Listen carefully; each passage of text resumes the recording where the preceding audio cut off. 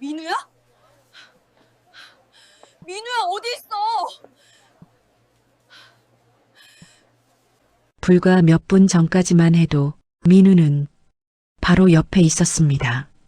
사람들 사이를 헤집으며 이름을 불러봤지만 아이의 대답은 들리지 않았습니다. 그 순간 송연자 할머니는 알아버렸습니다. 아들을 잃어버렸다는 걸요. 이후 송연자 할머니의 시간은 그 자리에서 멈춰버렸습니다. 안녕하세요. 구독과 좋아요로 응원 부탁드려요. 감사합니다. 그날 밤 이후 송연자 할머니는 시장을 다시 찾지 못했습니다. 사람들로 가득 차 있던 골목은 어느새 기억 속에서만 조용히 남아 있었고 아무리 이름을 불러도 대답이 돌아오지 않는다는 사실만 시간이 지날수록 더 또렷해졌기 때문입니다.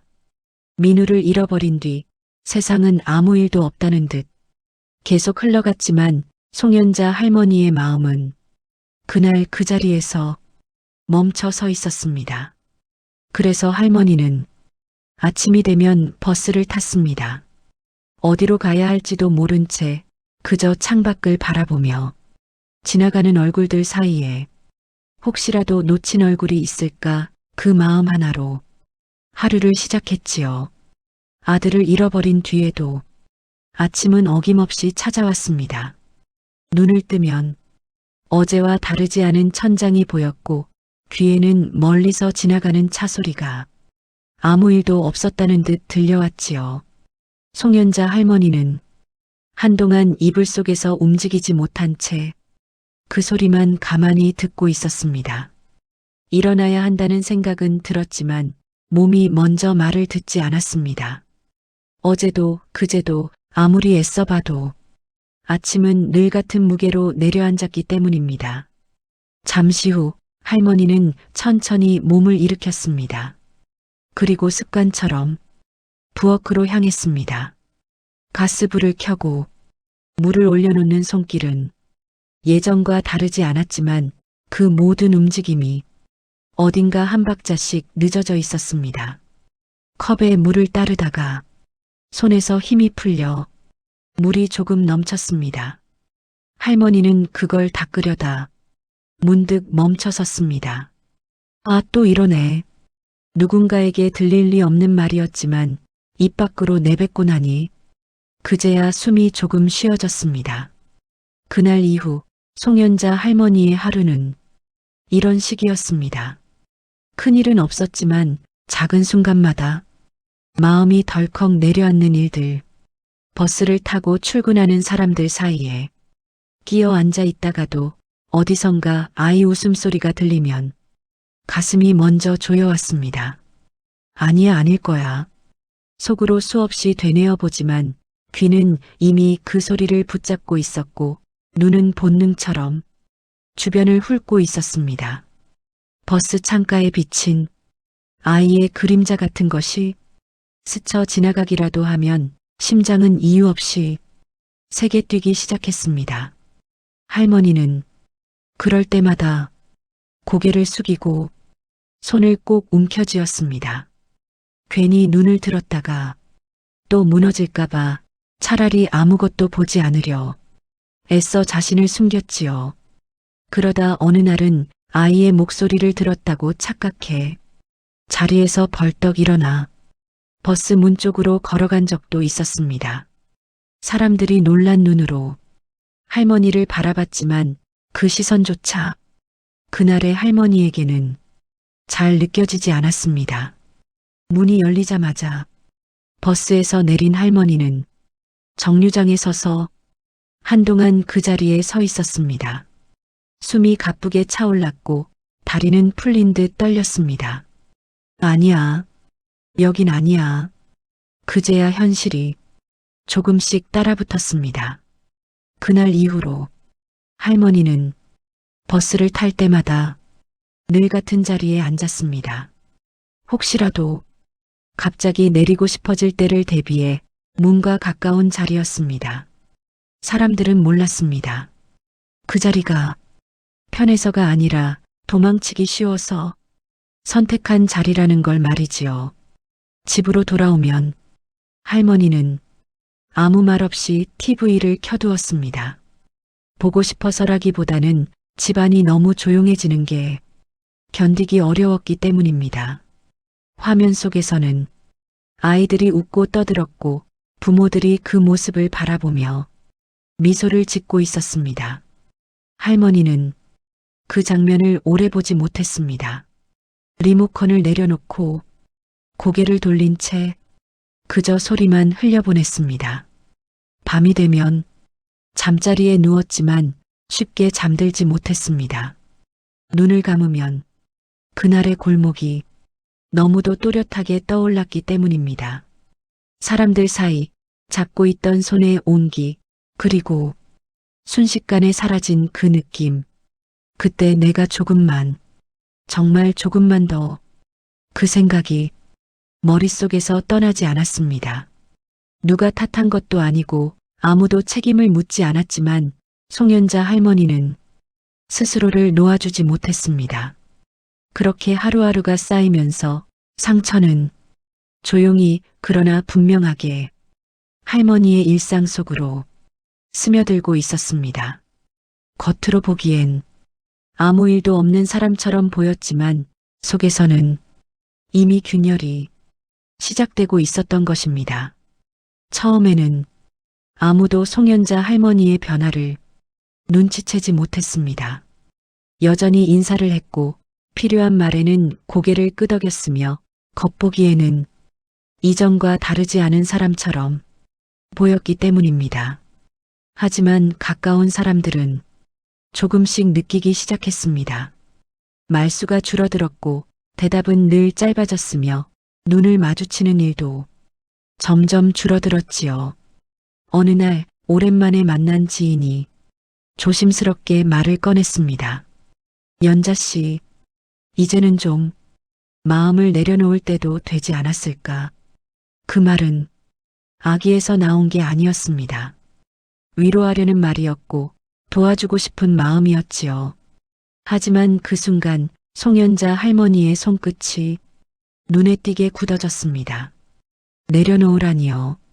할머니의 목소리는 낮고 조용했지만 그 안에는 쉽게 가라앉지 않는 감정이 담겨 있었습니다. 그걸 어떻게 내려놓나요? 상대는 더 말을 잇지 못했습니다. 괜히 말을 꺼냈다는 표정으로 고개를 숙였지요. 그날 이후 할머니는 사람들과의 만남을 조금씩 피하기 시작했습니다. 괜한 말을 들을까봐, 괜한 시선을 받을까봐 차라리 혼자인 게 덜 아프다고 느꼈기 때문입니다. 그러다 보니 집안에 머무는 시간이 점점 길어졌습니다. 창밖을 바라보는 시간이 늘었고 라디오 소리를 켜두고 아무 생각도 하지 않으려 애썼습니다. 하지만 조용해질수록 아이의 얼굴은 더 선명해졌습니다. 웃던 모습, 칭얼거리던 목소리, 작은 손의 감촉까지 기억은 사라지지 않았고 오히려 날이 갈수록 살아있는 것처럼 다가왔습니다. 그렇게 외부와의 거리는 멀어지고 마음속 세계는 점점 더 좁아졌습니다. 시간이 흘렀습니다. 사람들은 그래도 세월이 약이다라고 말했지만 송연자 할머니에게 세월은 약이 아니었습니다. 세월은 그날의 기억을 조금도 흐리게 하지 않았고 오히려 다른 모든 기억을 밀어내고 그 장면만을 남겨두었습니다. 어느 순간부터 할머니는 하루를 버티는 것만으로도 지쳐 있었습니다. 아침에 눈을 뜨는 일이 하나의 결심이 되었고 밤이 되면 또 하루를 견뎌냈다는 사실에 안도하게 되었습니다. 그러다 문득 스스로에게 이런 질문을 던지게 되었습니다. 나는 아직도 찾고 있는 걸까? 아니면 놓지 못하고 있는 걸까? 그 질문에는 답이 없었습니다. 희망이라는 말조차 이제는 조심스러웠습니다. 혹시라도 희망을 붙잡는 것이 아이를 더 멀리 보내는 건 아닐지 그런 생각이 들었기 때문입니다. 하지만 동시에 완전히 포기하는 순간 자신도 함께 무너질 것 같아 그마저도 하지 못했습니다. 그렇게 희망과 절망 사이에서 할머니는 갈 곳을 잃은 채 서 있었습니다. 그러던 어느 날 늘 타던 버스 안에서 송연자 할머니는 바닥에 떨어진 작은 물건 하나를 보았습니다. 낡은 동전 지갑이었습니다. 별것 아닌 물건이었지만 그 순간 가슴 한쪽이 묘하게 저려왔습니다. 아주 오래전 아이에게 쥐어주었던 물건과 비슷했기 때문입니다. 확신할 수는 없었습니다. 그저 닮았을 뿐일지도 모릅니다. 하지만 그날은 그저 지나칠 수가 없었습니다. 할머니는 조심스럽게 그 물건을 주워들고 한참을 바라보다가 버스 기사에게 건넸습니다. 혹시 이거 잃어버린 사람 없었을까요? 기사님은 고개를 저었습니다. 아직은 못 봤어요. 그 짧은 대화가 이상하게도 할머니의 마음을 흔들어 놓았습니다. 아직 끝난 게 아니라는 생각, 아니면 끝났다고 믿고 싶지 않은 마음. 어찌되었든 그날 이후 할머니의 하루는 조금 달라지기 시작했습니다. 송연자 할머니는 오랫동안 피하던 장소들을 조금씩 다시 마주하기 시작했습니다. 시장을 지나갔고 그 골목 앞에 잠시 멈춰 서기도 했습니다. 여전히 아팠지만 예전처럼 도망치지는 않았습니다. 눈물이 날 때도 있었고 발걸음이 멈출 때도 있었지만 그 자리에서 숨을 고르며 다시 한 걸음 내디뎠습니다. 완전히 회복된 것은 아니었지만 분명 달라진 점이 있었습니다. 상처를 숨기기보다 상처와 함께 살아가려는 마음이 조금씩 생겨나고 있었던 것입니다. 시간은 모든 것을 돌려주지는 않았습니다. 아이를 다시 안겨주지도 않았고 그날의 기억을 지워주지도 않았습니다. 하지만 송연자 할머니는 이제 알게 되었습니다. 그리움과 함께 살아가는 법, 그리고 그리움 때문에 삶까지 멈추지 않아도 된다는 것을요. 여전히 버스를 타고 창밖을 바라보며 비슷한 얼굴을 찾기도 하지만 그 시선에는 예전과 다른 온기가 담겨 있었습니다. 혹시라도 다시 만나는 날이 온다면 그때는 이렇게 말해주고 싶었습니다. 엄마는 너를 잊은 적이 없고 지금도 여기서 기다리고 있다고. 그 말 한마디를 가슴에 품은 채 송연자 할머니는 오늘도 천천히 하루를 살아가고 있습니다. 시간은 완전히 멈추지 않았고 아주 느리게나마 다시 흐르고 있었기 때문입니다.